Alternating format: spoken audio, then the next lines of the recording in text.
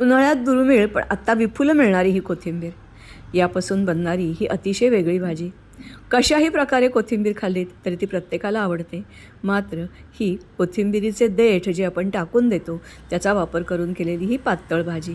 भाताबरोबर खा किंवा पोळी भाकरीबरोबर खा, तुम्हाला नक्की आवडेल. अगदी कोवळी कोथिंबीर जी मिळते ती आणि फक्त मुळं काढून टाकायचे. वरच्या भागाचे मात्र दोन वेगवेगळे भाग करायचे. अगदी वरचा जो पाला असतो कोवळा, तो घट्ट डब्यामध्ये झाकून तुम्ही फ्रीजमध्ये ठेवून देऊ शकता. 8-10 दिवस छान राहतो. मधले जे दांडे आहेत त्याचं नेमकं काय करायचं हे काही वेळेला कळत नाही. त्याची ही भाजी. त्यासाठी डाळ, दाणे काही तुमच्या आवडीचं असेल ते भिजत टाका. हा मधला जो भाग आहे हा स्वच्छ धुवा आणि जाडा जाडा कापून मिक्सरमधून काढून ठेवून द्या. आता मी डायरेक्ट पॅनच घेतलेला आहे, त्याच्यात तुपाची फोडणी घातली आहे. जिरं आणि मोहरी, अर्थातच हळद घालू नका. लाल मिरच्या हवं तर घाला किंवा न घातल्यात तर थंड अशीच पिता पण येईल. फोडणी झाल्यानंतर त्याच्यात ही कोथिंबीर जी वाटलेली आहे ती टाकली आणि कुकरमध्ये 1 शिट्टी बास होते, पटकन शिजते.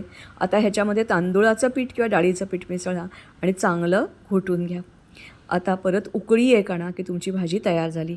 अर्थात या भाजीला चव यायला हवी असेल तर या उकळती जी भाजी आहे त्याच्यात ताक मिसळा आणि अतिशय छान अशी ही भाजी तयार होते. कोमट खा, गरम खा किंवा थंड खा किंवा ग्लासमध्ये फ्रीजमध्ये ठेवून नंतर प्यायली तरी चालेल.